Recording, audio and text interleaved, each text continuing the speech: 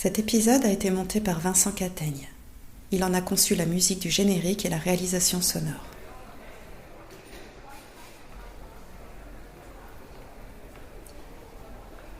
Il faut vous imaginer un centre commercial vétuste, au sol qui se désagrège et aux peintures qui s'écaillent. On en a tous connu des comme ça. Celui-ci est particulier. Il a été conçu pour se désintégrer tout seul au bout de 6 mois à 2 ans. On l'a déplacé dans un quartier de Singapour sinistré, Tanglin Halt, où il finit sa vie sans entretien. Ces centres commerciaux périssables sont à la mode en Asie, bien que des citoyens se mobilisent et manifestent contre ce gâchis. Ils disent que c'est une atteinte à la mémoire collective. Jill travaille dans ce centre commercial au milieu des échardes et des moisissures, parmi les fuites d'eau et les canalisations engorgées, les moustiques et les champignons. Elle le hait. Pourtant, elle ne peut pas vivre sans lui. Elle a fini par s'attacher à ses escaliers effondrés. Elle ne voit plus d'un mauvais œil les meutes de hipsters en quête de sensations fortes qui descendent en rappel dans l'atrium. Tout est bruit, vibration, tintement, déchirement. Jill écoute le centre commercial se digérer lui-même. Jill s'identifie à ce point à ce môle périmé. Elle se sent tellement elle-même un débris qu'elle n'évacue pas les lieux quand on va enfin le détruire. La détruire. She knew that she hated the mall, resented it, wanted to kick its guts out for being so smelly and lousy. Splinters stuck out everywhere waiting to ambush her when she went to work. Flushing systems conked out forever in the public bathrooms. Garbage-filled cork floors grew mushy from the rain seeping in from the ceiling. Koi fry had to be introduced to keep the mosquito problem from stagnant ponds in check. Carpets disintegrated underfoot. Fungi grew and clung to your shoes. Yet, in a weird way, Jill knew she couldn't live without it. It is me, thought Jill. The mall understands. Living is also dying. Bienvenue dans Dream Stories de Clara Shaw, un recueil de nouvelles publié chez Ethos Book.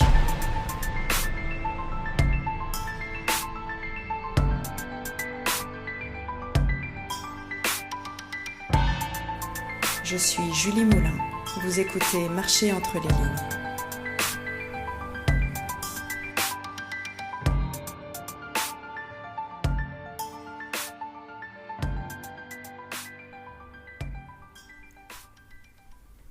Après la lecture de Racket and Other Stories, je souhaite découvrir d'autres auteurs singapouriens. Je ne m'y emploie pas activement. Mon énergie est alors consacrée à guérir, à trouver le moyen de me remettre au travail. Je cherche comment retrouver une vie quotidienne normale dans ce new normal qu'est le Singapour du Covid. J'écris un peu couché dans mon lit, je teste une orthèse releveuse de pied, sans grand succès. Nous sommes en mars 2022. Cela fait 1 an que ma jambe gauche est engourdie, je ne peux toujours pas marcher plus de 500 mètres. J'ai l'impression d'être inutile et j'enrage.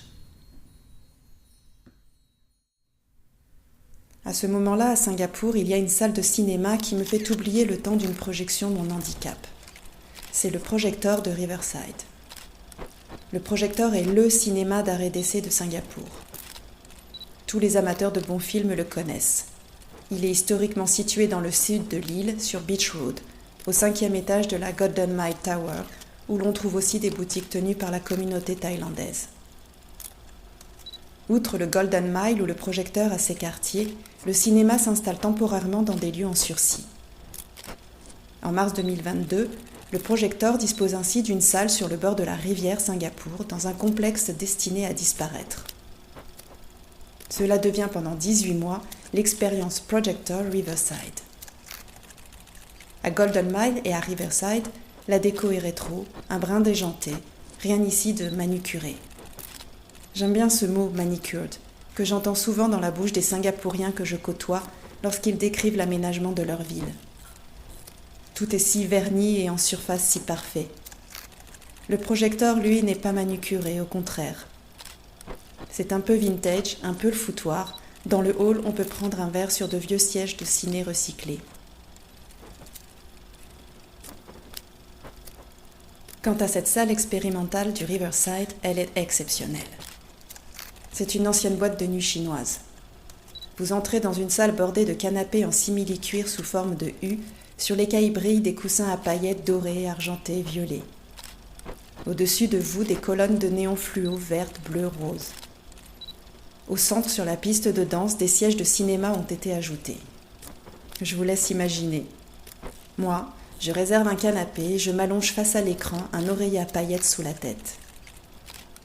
Ce soir-là, je vais voir avec une amie russe un documentaire sur des femmes en Inde de la caste des intouchables. Téléphone portable à la main, elle s'attache à parler de ceux dont on ne parle jamais. Pas vraiment paillettes, pas vraiment fluo, c'est justement ça le projecteur. Offrir du vernis écaillé. Dans le hall, avant d'entrer dans la salle, il y a ce soir-là un stand des éditions Ethos Book. Une maison d'édition singapourienne que je découvre par cet heureux hasard. J'utilise le temps qui m'est imparti debout pour me renseigner sur leur ligne éditoriale. Elle me semble subversive et poétique. Je leur demande s'ils ont quelque chose sur Singapour.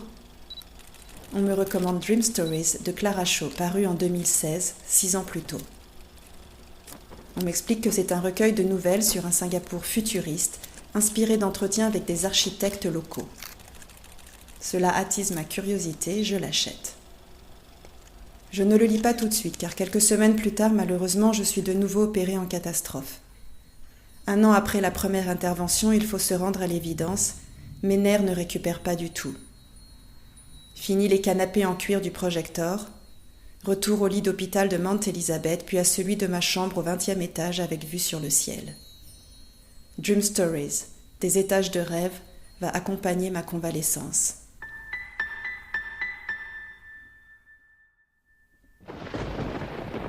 Dream Stories est un coup de foudre littéraire, pour le fond comme pour la forme.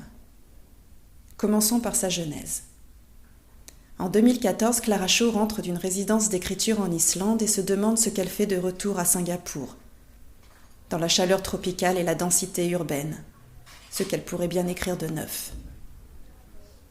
Elle en discute avec une amie architecte dans un café de la chaîne Toastbox. « Et si on écrivait à 2 ?» lui lance-t-elle.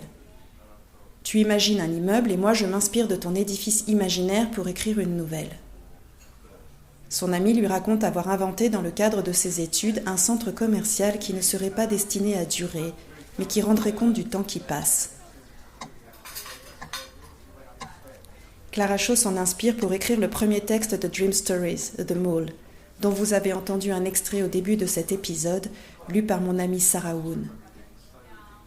Un centre commercial périssable dans lequel une femme, Jill, voit le reflet de sa vie qui se désagrège. Clara Shaw tient son projet. Interviewer des architectes puis peupler leurs rêves de personnages fictionnels. En introduction du recueil, Clara Shaw écrit « Dans une nation obsédée par la reconstruction et la rénovation, où l'on court à toute allure pour piétiner au même endroit, les lieux et les espaces apparaissent et disparaissent à un rythme quelquefois alarmant.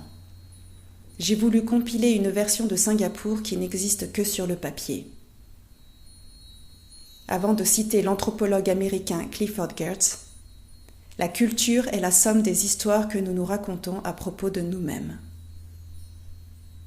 Il existe, dit Clara Shaw, un récit national officiel dont les gratte-ciels sont l'illustration, un récit de sacrifice, de travail, de prospérité et de progrès, mais aussi de matérialisme et d'amnésie collective. Clara Shaw nous prévient. Dream Stories sont ses histoires à elle.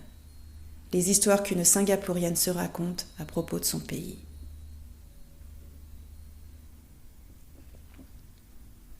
So to write it, I interviewed Singapore architects. I just kind of like carpet bomb and send out all these emails. Would you like to talk to me?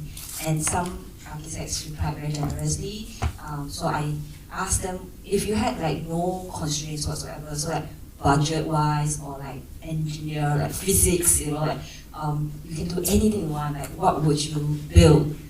So I had like answers like I would build like a car park. Or someone said he would actually build less. So all of these were very interesting answers. And then I went away and I sat a short story in each imaginary building. And this was like during SG50, right, the 50th anniversary of Singapore. And I just felt like, what would Singapore have been like if some of these buildings had existed? So do we have like an alternative physical landscape? And then if we have an alternative physical landscape, would we be different people? Because it's going to impact us in different ways. So yeah, that's how Dream Stories. Nous sommes en mai 2024. Clara Shaw participe à une discussion sur l'évolution du paysage urbain à Singapour. Cela se passe à la Bibliothèque nationale sur Victoria Street. Clara Shaw explique comment elle a conçu Dream Stories.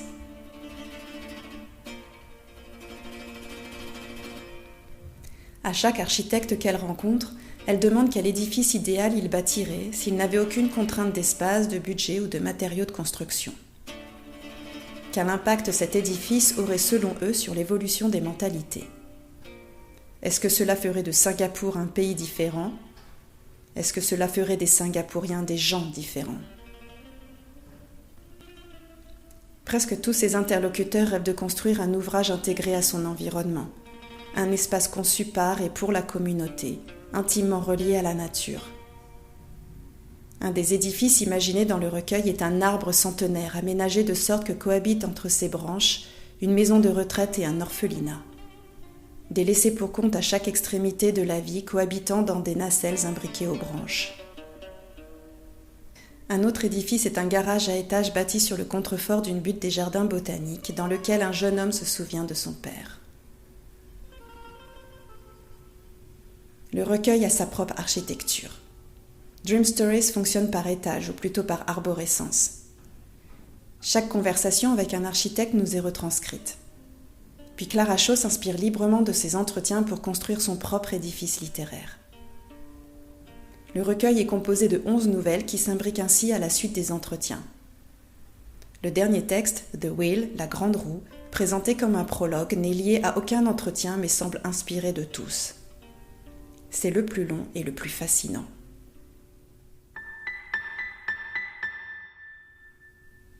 À la fin de chaque entretien, Clara Shaw pose à ses interlocuteurs la question de la propriété de cet édifice littéraire. À qui appartient cet imaginaire? À qui appartiennent les textes inspirés de leurs conversations? À eux? À elles? D'un architecte à l'autre, la réponse est sensiblement la même. L'œuvre est collective. Un lieu n'appartient à personne, il existe. Je me dis qu'il en est de même des livres. Quand on écrit, lorsque l'on publie ce que l'on écrit, on se dépossède en même temps que de son texte. Il y a autant d'interprétations possibles d'une œuvre que de lecteurs et de lectrices. Pour l'instant, c'est moi, la lectrice, et je me balade dans le recueil selon mon bon plaisir. Caveman, que l'on pourrait traduire par l'homme des cavernes, est l'un des textes qui m'interpelle le plus. Clara Shaw imagine que, faute de place, la frénésie immobilière à Singapour s'est reportée sur la construction de tunnels. C'est là qu'Alfred est né et vit comme le reste de ses concitoyens. Entre les murs d'appartements étroits, dans des caves aménagées avec soin, des espaces souterrains manucurés à l'extrême. Seuls quelques élus obtiennent le droit d'emménager temporairement à la surface, dans une maison en bord de mer. Alfred vient de gagner à cette loterie.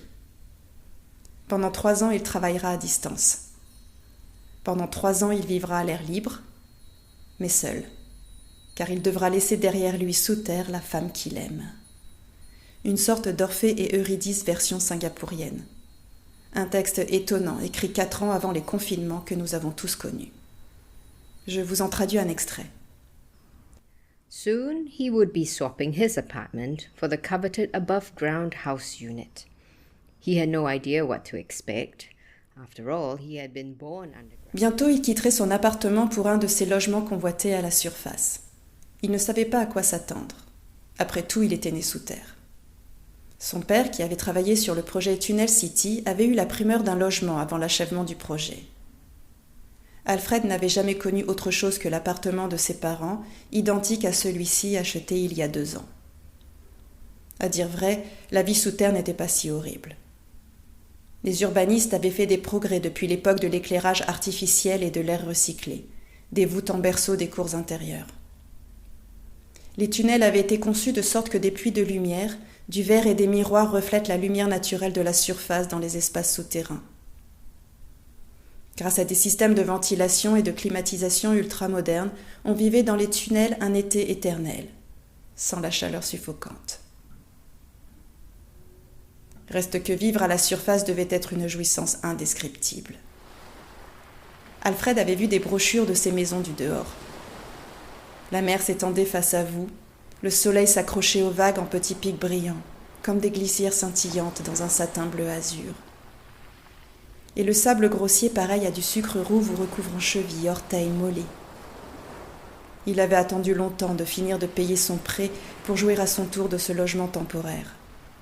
Ces maisons secondaires avec vue sur la mer, les collines, le padang. Maintenant que le développement urbain avait été restreint aux tunnels, la terre avait guéri. Elle ne portait plus les stigmates des constructions. La canopée était luxuriante. Dehors, les choses n'étaient plus manucurées à l'extrême.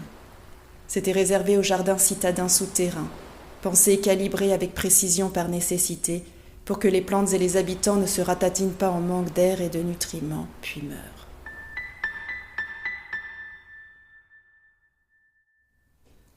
Je vous ai mentionné les HDB dans l'épisode consacré à Racket and Other Stories de Vicky Chong. Comment écrire sur l'architecture de Singapour sans parler d'eux ? Ces logements subventionnés par l'État représentent 80% du parc immobilier. C'était le rêve des fondateurs de la cité-État, offrir un toit salubre à toute la population et faire de Singapour une nation de propriétaires, a home-owning country. Le gouvernement singapourien utilise d'ailleurs le terme de Heartland, le cœur de la cité, pour les désigner. Ce ne sont pas les bâtiments coloniaux du centre historique ni l'architecture spectacle de la baie qui font l'âme de la ville, mais les Singapouriens des HDB, les Heartlanders. Obtenir un appartement en HDB fait partie de la culture locale. On va à l'école, on se fait vacciner, on fait son service militaire, on se marie, puis on dépose une candidature pour un logement public.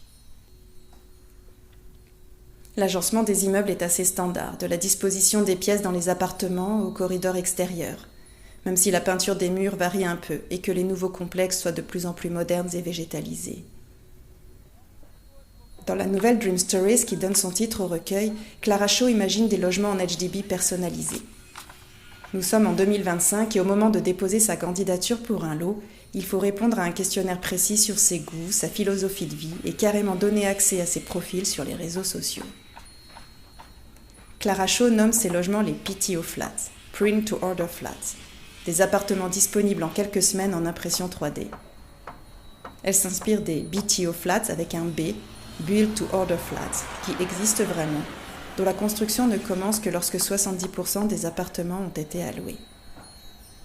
Mais peut-on vraiment aspirer à la singularité quand on vit dans un HDB ? Mon amie Sarah Woon en lit pour nous un extrait. Peering past the man's left ear, she saw that his flat was exactly like hers. Sure, people often visited other people in their government-subsidized public housing and exclaimed, "Oh, it's just like mine." By that, they meant that the layout was the same. The kitchen positioned next to the dining area, the same narrow corridors of which the modest bedrooms branched, even similar fixtures and tiles. But this flat was a near replica of the one Jane had just slunk gloomily from. The lounge chair upholstered in subtly checkered cotton of robin's egg blue. The coral-hued TV console, positioned just so against the parfait pink wallpaper. The acid green plastic chandelier which tied the whole room together so that it exuded an ironic vibe. Dark wood floor-to-ceiling bookshelves and some deep leather sofas served as masculine accents. Jane découvre après avoir emménagé dans son PTO flat que l'appartement de son voisin a exactement la même décoration que le sien. Je ne vous en dis pas plus, la chute est géniale. L'uniformité des habitats est loin de péricliter. Ces textes sont inspirés par l'entretien que Clara Shaw a mené avec l'architecte Mark Wee de la National University of Singapore. En plus de travailler pour des entreprises, il lui est arrivé de concevoir une maison sur mesure. Pour cela, il a créé un groupe Facebook dédié à ce projet Il a interrogé les proches de son client et a même demandé des photos de lui documentant sa vie quotidienne. Évidemment, ce n'est pas la même clientèle que les propriétaires des HDB. Nous sommes plutôt dans Crazy Rich Asians. Clara Shaw, quant à elle, invente des maisons archives. Dans The Archive House, un jeune architecte construit une de ces maisons pour son grand-père, son gong-gong, qu'il sécurise à l'extrême. Des caméras sont cachées dans les salles de bain afin de détecter une éventuelle chute. Des micros sont intégrés au mur de sorte que le vieil homme puisse enregistrer à haute voix ses mémoires. Le pauvre gong-gong se sent piégé, comme si sa vie se limitait désormais à léguer son histoire, comme s'il n'avait plus rien à vivre lui-même. Or, comme des pans de mémoire s'effritent, des pans de murs tombent. Quel pouvoir donne-t-on à une maison à laquelle on confie toute sa vie ? C'est la question que pose cet autre texte, qui est une sorte de mise en abîme. La voisine du vieil homme est écrivaine. Elle invente une histoire dont les narrateurs seraient les murs eux-mêmes, des murs qui entendent, qui pensent et qui ressentent, dépositaires de la mémoire d'une génération habituée à ne plus avoir de vie privée. The walls are writing.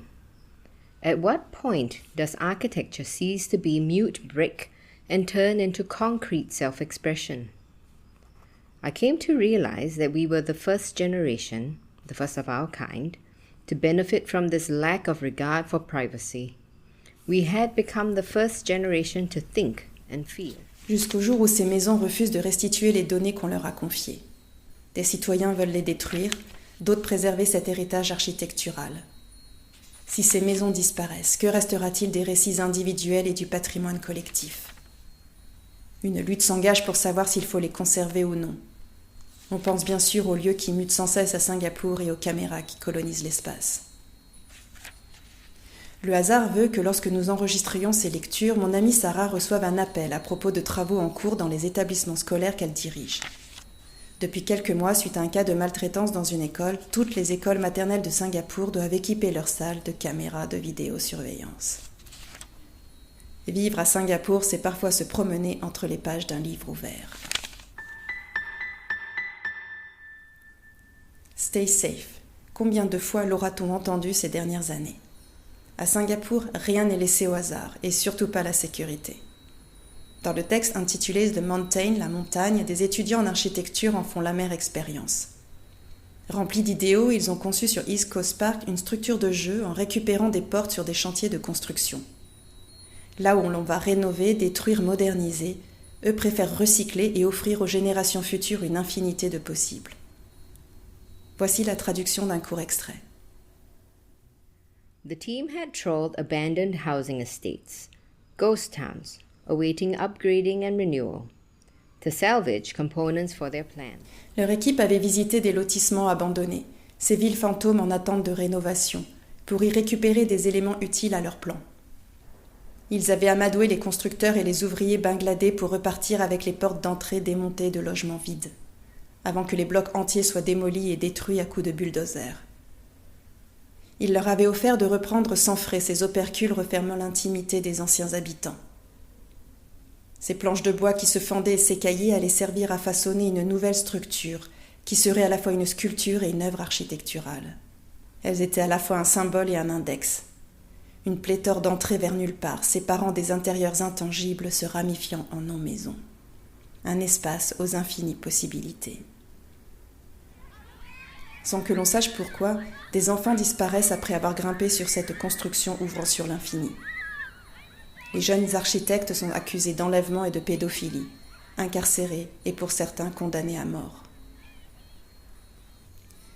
Perhaps Utopia is nothing more than a series of flawed sanctuaries, écrit Clara Shaw dans le texte sur la maison arbre.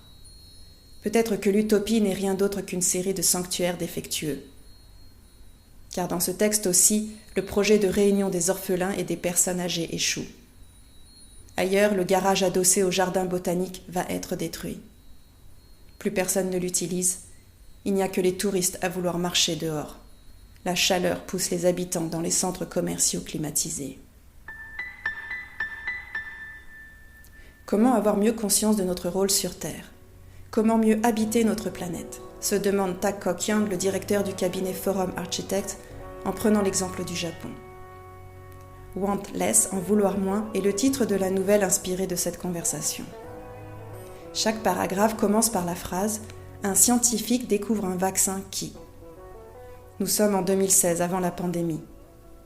Les vaccins qu'imagine Clara Shaw nous prémunissent d'un virus bien différent du Covid, la surconsommation.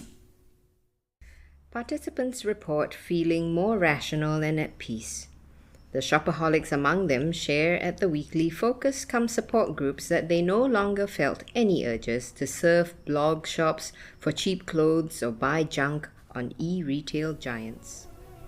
Dans un des cas, aux consommateurs anonymes, on avoue mener une vie beaucoup plus apaisée, depuis qu'on n'achète plus tout et n'importe quoi pour la seule raison que c'est en solde.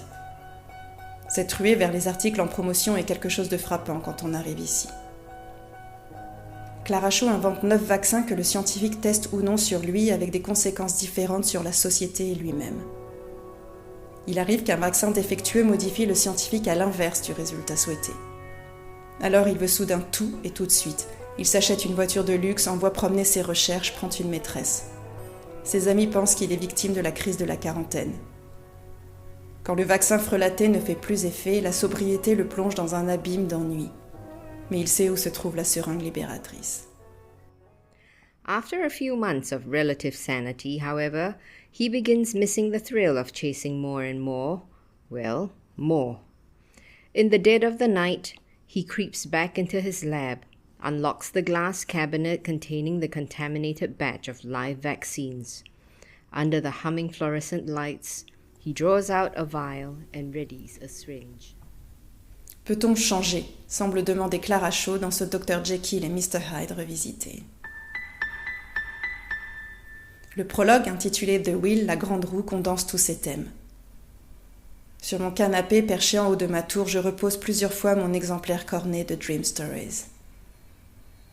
La grande roue de Marina Bay a fait faillite. Elle ne convoie plus des touristes mais des prisonniers politiques. 28 par cellule dans des nacelles larges comme des minibus. Des prisonniers qui dorment debout, à la vue de tous et qui tournent en continu, rêvant de retrouver la terre ferme. The city is famed for its zoos, which win awards for disguising their true natures. It was only a matter of time before its jails followed suit. But all that is ancient history. All day long, we spin round and round in La ville est célèbre pour ses zoos, écrit Clara Shaw, lesquels ont gagné des distinctions pour avoir déguisé leur vraie nature. Ce n'était qu'une question de temps avant que le pays ne fasse de même avec ses prisons. Le texte est l'histoire de l'évasion de 14 femmes.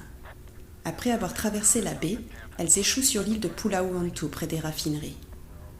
Le groupe de femmes s'organise, oubliant qu'à Singapour, rien n'est laissé au hasard, tout est toujours planifié. L'une de ces femmes est May. Elle faisait partie de ces architectes dont la structure de jeu sur East Coast semblait engloutir des enfants. David, son compagnon, a été exécuté. Elle a été condamnée à tourner dans la grande roue à perpétuité. À un moment, May, délirant de faim, dit à David qu'elle croit encore vivant. Nous avons le devoir d'aimer notre pays même quand il a tort. L'architecture ne peut pas sauver le monde.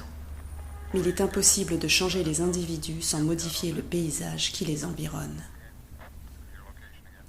Je me dis que la littérature non plus ne peut pas sauver le monde. Mais il est impossible de changer le monde sans en proposer des lectures alternatives.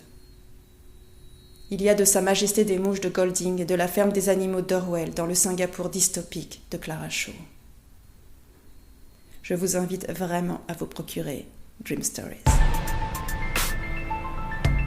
Le deuxième volet de cet épisode consacré au recueil de nouvelles Dream Stories est à retrouver tout de suite. Vous y rencontrerez, je l'espère, Clara Shaw.